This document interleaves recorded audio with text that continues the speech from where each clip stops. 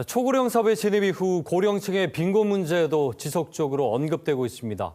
특히 양육과 부모 부양이라는 부담을 안았던 이른바 낀 세대의 경우 정작 자신들의 노후 준비는 많이 부족했습니다. 일각에선 초고령 시대 해법은 주택연금 활성화라고도 하는데 김경환 한국주택금융공사 사장 저희 스튜디오에 모셨습니다. 예, 사장님 어서 오십시오. 반갑습니다. 네, 안녕하십니까. 전세 보증이나 주택담보대출 또 앞서 얘기했던 주택연금, 주택금융공사의 역할이라는 것이 사실 우리나라 국민들에게 생애 전주기와 또 가장 중요한 일과 연관이 있다는 생각이 드네요. 여기에 대한 말씀도 좀 들어보죠. 네. 말씀하신 대로 2004년에 설립된 우리 한국주택금융공사는 청년층, 중장년층, 노년층을 망라한 모든 국민들의 주택금융 평생 파트너라고 할 수 있겠습니다. 네네. 그래서 무주택 청년 등을 주거 안정을 위해서 전세 보증 제도도 운영하고 있고, 또 무주택 주택 구입자들의 내 집 마련을 지원하기 위한 보금자리론 대출이 있고요. 그리고 말씀하신 고령층의 집을 바탕으로 한 생활자금을 조달하는 주택연금 등을 공급하고 있습니다. 그래서 특히 이제 보금자리론은 장기 고정금리 대출이라 대출을 받은 이후에 금리가 오르든 내리든 간에 변함없이 똑같은 금액을 상환할 수가 있기 때문에 안정적인 생활 설계를 할 수 있다는 장점이 있고, 주택연금은 이제 가진 집에 평생 거주하면서 매월 월급 형태로 생활자금을 받을 수 있어서 생활 안정과 주거 안정을 동시에 제공하고 있습니다. 네. 그러니까 세대별로 사실 필요한 부분들이 다르지 않습니까? 그렇습니다. 근데 이제 주택금융공사의 서비스들을 보면 또 그 세대에 맞게끔 상품들이 또 제공이 되고 있다는 점도 좀 주목할 부분인 거고요. 고령층이 문제입니다. 초고령 사회가 됐고 또 부산은 가장 초고령 사회 인구 비중이 높지 않습니까? 그렇습니다. 고령층이 아무래도 수입이 일정하지도 않고 또 상대적으로 생산 가능 인구에 비해서 낮다 보니까 앞서 우리가 얘기했던 주택연금이 이 고령화 이 어떤 빈곤 문제를 해결할 수 있는 근본적인 대책이 될 수 있다고 보시는지요? 어떻게 보십니까? 큰 도움이 될 수 있다고 생각합니다. 말씀하신 대로 우리나라가 OECD 국가 중에서 노인 빈곤율이 가장 높은 나라입니다. 소득만 보면 그렇습니다. 그런데 우리 공적연금은 61세에서 65세 돼야 받을 수 있고 또 금액도 월 62만 원 정도로 많이 부족합니다. 대신에 55세 이상 고령층들이 70% 정도가 집을 소유하고 있습니다. 그래서 이 집을 활용해서 생활자금을 안정적으로 조달할 수 있도록 하는 상품이 바로 주택연금입니다. 그래서 부부 중에 한 분이 55세 이상이면 가입할 수가 있고 소유한 주택은 공시가격으로 12억 원, 시가로 한 17억 원 이하면 됩니다. 그리고 매월 월급을 받듯이 똑같은 금액을 받으실 수가 있는 겁니다. 또 나중에 이제 가입자와 또 배우자가 돌아가시고 나면 집을 팔게 되는데 팔아서 받은 돈이 그때까지 대출 잔액보다 많으면 상속이 되는 거고요. 혹시 부족하면 그거는 상속인에게 청구하지 않습니다.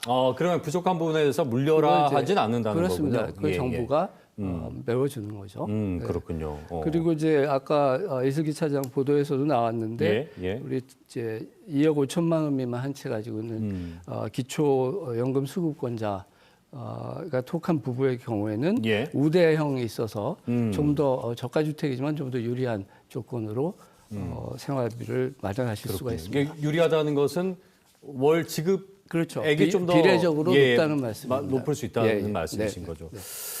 조금 전에 이제 저희 화면에 주택연금 제도 대상자들이 나왔는데 이제 공시가격이 지금 12억 원으로 돼 있죠. 이 부분은 지금 수년째 이 금액으로 알고 있는데 좀 오른 금액입니까? 좀 올랐습니다. 그래요? 9억 원에서 12억 원을 올랐고요. 그리고 이제 정부에서 이거 추가적으로 오르는 방향도 검토하고 있는 걸로 알고 있습니다. 집을 예전에는 물려줄 유산으로 인식하는 경우가 많지 않았습니까? 근데 지금 조금씩 또 변화들이 생긴 것 같아요. 이런 시대적인 시류 변화들이 주택연금 가입 의향이라든지 실제 가입률에 영향을 좀 주고 있는지 최근에 추세가 어떻습니까? 말씀하신 대로 이제 옛날에는 부모가 자식에게 집을 상속하는 것이 당연하다 이렇게 생각했는데 부모들이 이제 오래 살다 보니까 우선 이제 안정적인 노후를 유지하는 것이 예. 부모, 자식 모두에게 도움이 되지 않나 이제 이런 생각을 하는 분들이 많아졌고 그래서 네네. 우리 주택연금이 2007년 7월에 출시했을 때는 그렇게 관심이 많지 않았는데 한 2016년부터 매년 10,000명 이상 예. 이제 가입해 왔고 2023년부터는 부산 지역에서만 매년 1,000명 이상씩 꾸준히 예. 가입이 늘고 있습니다. 그렇군요. 그 가입은 계속 증가는 이제 최근에 이제 수도권 아파트 가격 상승 때문에 네. 가입자가 좀 다소 감소라고 네. 들었는데 네. 그 가입자 입장에서 그거죠. 주택 가격은 계속 올라간 내가 계약했을 때 당시보다 올라갔는데 실제 내가 월 지급 금액은 정해져 있으니까 네. 이러면은 조금 고민이 될 것도 같은데 여기에 대한 부분은 네. 어떻게 봐야 되겠습니까? 뭐 그렇게 생각할 수도 있는데요. 사실은 원래 주택연금이 설계할 때부터 장기적으로 주택 가격이 조금씩 올라간다는 걸 전제로 월지급금이 계산됩니다. 예. 그리고 이제 집값이 오르면 월지급금은 늘지 않지만 예. 결국 나중에 이제 가입자가 돌아가시고 나면 예. 남는 돈은 자손들한테 그렇죠. 상속이 되는 거죠. 아까 말씀하셨던 그렇습니다. 그 부분인 예, 거죠. 예. 그리고 이제 만약에 집값이 오를 때마다 월지급액을 올려야 된다면 반대로 집값이 내려갈 때는 예. 역시 이제 금액을 줄여야 되지 그럴 수 않겠습니까? 있겠군요. 그렇게 될 경우에는 예. 이렇게 집값이 어떻게 되든 안정적인 생활자금을 네. 마련할 수 있다는 주택연금의 어떤 본질적인 기능이 예. 작동하기 좀 어렵다고 알겠습니다. 생각합니다. 예, 이 부분은 이제 좀 뭐 따져 보시겠지만 그렇습니다. 그러니까 이제 본질적으로 이 제도가 시작된 취지와 설계가 어떻게 됐는지를 따져 보면 또 그 부분도 이해가 됩니다. 네, 그렇습니다. 자, 그리고요, 가장 좀 주목이 될 만한 게 지난 4월부터 네.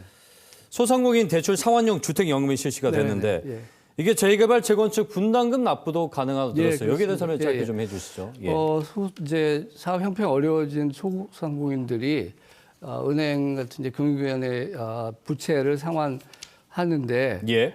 주택연금을 활용하는 겁니다. 그래서 개별 인출금 인출 한도를 높여서 그 돈으로 이제 대출을 상환할 수 있도록 하는 것이고요. 예. 예. 또 담보주택이 재건축 같은 정비 사업의 대상이 되면 소유주가 분담금을 내야 되지 않습니까? 예, 그런데 이게 예. 목돈이기 때문에 마련하기 어려울 수 있는데 이 경우에도 대출 한도의 70%까지 범위 내에서 예.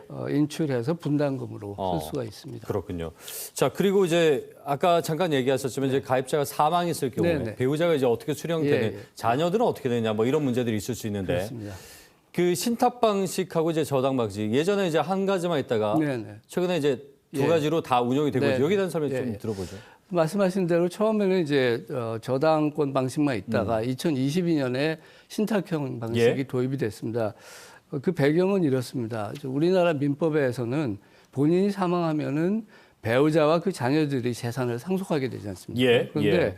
주택연금 가입자가 사망하면 그 담보주택이 배우자하고 자녀들에게 함께 상속이 됩니다. 네, 네. 이때 만약에 자녀들이 동의하지 않으면 배우자가 종전과 똑같은 주택연금을 받을 수 없게 되는 거죠. 예. 그래서 신탁 방식을 택하게 되면 가입자가 사망할 경우에 자녀의 동의 없이도 배우자가 주택연금을 자동으로 예. 승계받게 되는 겁니다. 그렇군요. 네. 예.